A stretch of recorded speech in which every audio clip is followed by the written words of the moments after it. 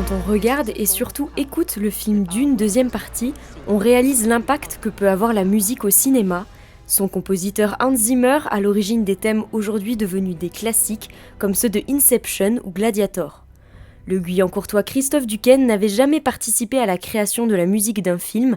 Il a pourtant été approché par le compositeur américain pour travailler avec lui.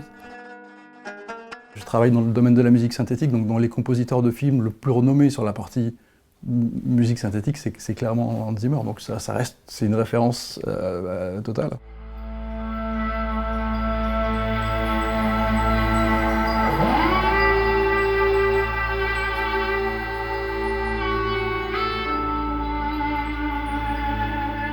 Christophe Duquesne est musicien, concepteur d'instruments et sound designer. Ses recherches visent à ramener des propriétés acoustiques sur des instruments électroniques. Son matériel, des résonateurs en bois, l'onde, la pyramide et la voile, qui agissent comme des haut-parleurs pour un clavier électronique, l'Osmose Continuum.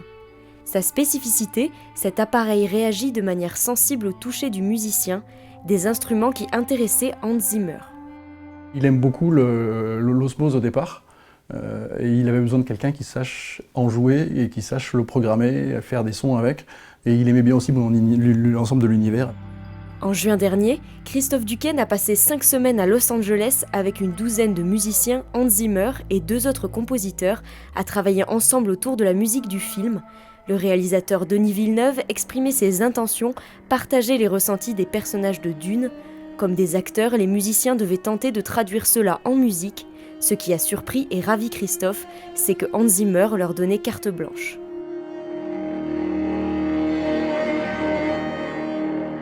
Hans a vraiment créé l'équipe, il crée les thèmes, tous les éléments fondamentaux, mais tous les choix, en final, c'est vraiment Denis Villeneuve qui dit ça me va ou ça me va pas.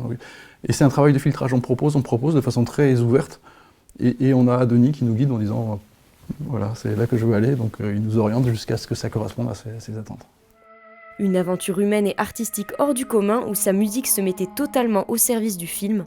Aujourd'hui, Christophe continue à développer les nouveaux outils qu'il a élaborés pour le film afin de pouvoir proposer à d'autres musiciens les améliorations de ses instruments.